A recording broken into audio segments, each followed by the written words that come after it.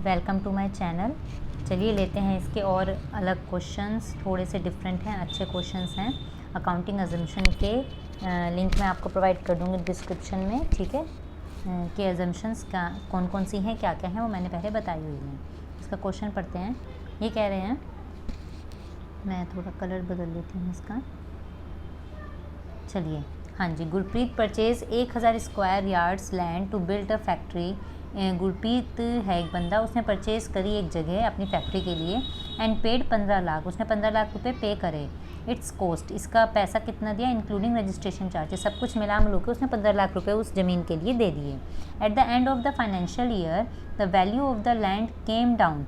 और जब एक साल बीत गया, उसने अपने अकाउंट्स प्रिपेयर करे, उस वक्त उसे पता लगा कि इस लैंड की वैल्यू तो 13 लाख हो गई है। Gurpreet recorded the land at 13 lakh. Gurpreet कह रहा है मैं अपने बुक्स ऑफ अकाउंट्स में जो मार्केट प्राइस चल रहा है फिलहाल वो दिखाऊंगा। एंड बुक द लॉस, और लॉस दिखाएगा 2 लाख रुपए का। Is he correct in treating the fall in value of a loss. ये कह रहे क्या वो सही है अगर वो इस तरह से अपनी एसेट की वैल्यू कम दिखाए। देखिए मैंने आपको बताया था एक कॉन्सेप्ट होता है कॉस्ट कॉन्सेप्ट, ठीक है ना, कॉस्ट कॉन्सेप्ट। इसके अकॉर्डिंग क्या होता है, इसमें क्या कहते हैं कि आपने अपनी जो भी फिक्स्ड एसेट, ठीक है ना, परचेज़ करी है, तो आप अपनी बुक्स ऑफ अकाउंट्स में, किसमें, बुक्स ऑफ अकाउंट्स में,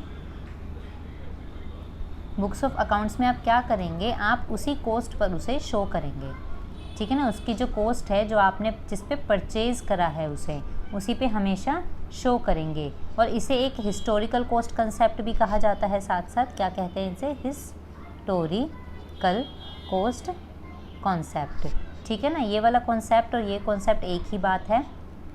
तो इसमें क्या होता है, फिक्स्ड एसेट आपने जब भी परचेज़ करी उसी वैल्यू पे बुक्स ऑफ अकाउंट्स में आप उसे उसी कॉस्ट पे शो करेंगे, ठीक है। बस आप क्या करेंगे, एवरी ईयर इसमें से इसका जो भी डेप्रिसिएशन बन रहा होगा, जो भी डेप्रिसिएशन होगा, डेप्रिसिएशन को लेस करेंगे हर साल।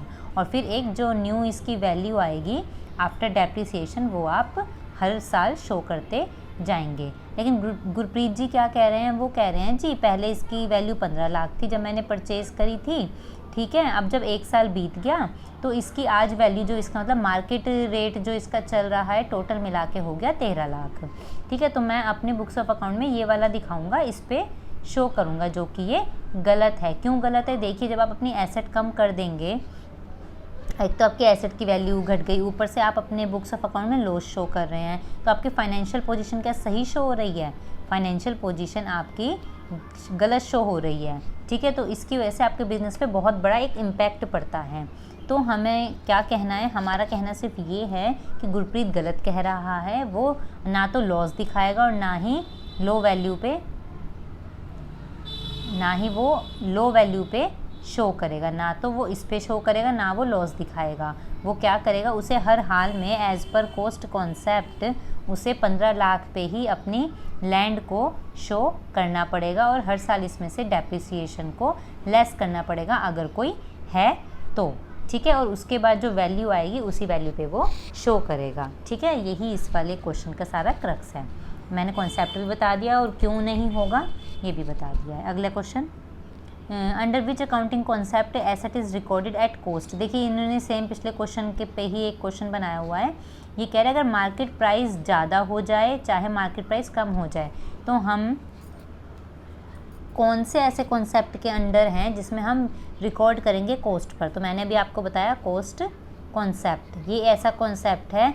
अब चाहे इसमें मार्केट रेट बढ़ रहा हो चाहे घट रहा हो हमें कोई फ़र्क नहीं पड़ता, हमने तो उसे उसी कॉस्ट पे लेना है जिस कॉस्ट पे हमने उसे परचेज़ किया है, ठीक है। अगला क्वेश्चन, ये क्वेश्चन भी अच्छा है। An enterprise prepares it's accounts under the accrual basis. ये कह रहे एक अक्रूवल बेसिस पे बनाते हैं। मैंने आपको बताया था अक्रूवल बेसिस का मतलब क्या होता है कि मान लीजिए कोई भी हमने एडवांस का खर्चा कर दिया वो भी हम रिकॉर्ड करेंगे, जो हमने अभी पैसे नहीं दिए जो हमारे आउटस्टैंडिंग है वो भी हम रिकॉर्ड करेंगे, ठीक है। इस तरह के हम सारे के सारे खर्चे रिकॉर्ड करते हैं चाहे हमने अभी दिए या नहीं, अगर वो ड्यू हैं तो हम उसे रिकॉर्ड करते हैं। तो ये कह रहे हैं salary is amounting to 10,000 for the month of March 2019 were not paid. एक सैलरी इन्हें देनी थी, कब की थी, मार्च 2019 की थी, वो अभी तक पे नहीं करी हैं ये कह रहे हैं। Owner did not want to account in the book. वो कह रहा है कि भाई जब हमने पे नहीं करी हम इसे क्यों दिखाए। वो कह रहा है कि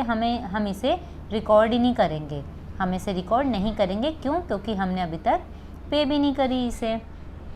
और वो उसका कहना क्यों है ये? क्योंकि उसने पे नहीं करी, वो कह रहा है बार बार।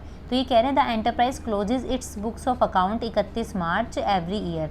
हर साल 31 मार्च को ये क्या कहते हैं, क्लोज करते हैं अपने अकाउंट। क्या वो सही कह रहे हैं? देखिए जो ये कह रहे हैं इज़ ही करेक्ट, तो हम कहेंगे no, no he is not correct, वो सही नहीं है। कौन से कॉन्सेप्ट के अंडर आता है ये आपका आता है अक्रूवल कॉन्सेप्ट के अंडर। ठीक है, कौन सा कॉन्सेप्ट इसमें काम करता है? अक्रूवल।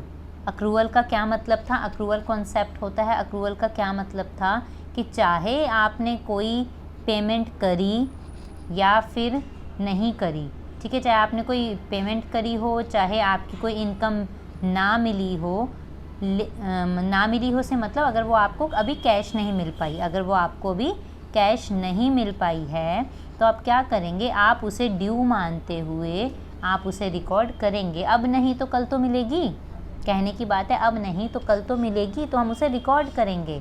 ठीक है ना? रिकॉर्ड क्यों करेंगे? क्योंकि हम ये मानते हैं, हम ये कहते हैं कि जिस वक्त भी मतलब जब भी वो इनकर हो गया, खर्चा इनकर्ड हो गया, कोई भी एक्सपेंस, उसे हम तभी के तभी रिकॉर्ड कर लेंगे, चाहे हमने एक्चुअल चाहे पेमेंट हुआ हो, एक्चुअल पे किया हो, चाहे ना किया हो, लेकिन जैसे ही इनकर हो जाएगा, हमें पता लग जाएगा ये खर्चा था या ये इनकम थी, हम रिकॉर्ड कर लेंगे। तो ये अक्रूवल कॉन्सेप्ट के अंडर आता है। मैं अब एक लास्ट वीडियो और लूँगी इसके बाद, उसके बाद ये चैप्टर कंप्लीट हो जाएगा। ठीक है, अभी ये वाली वीडियो देखते रहिए, पढ़ते रहिए, और यहाँ पर मिलने के लिए थैंक यू, बाय बाय।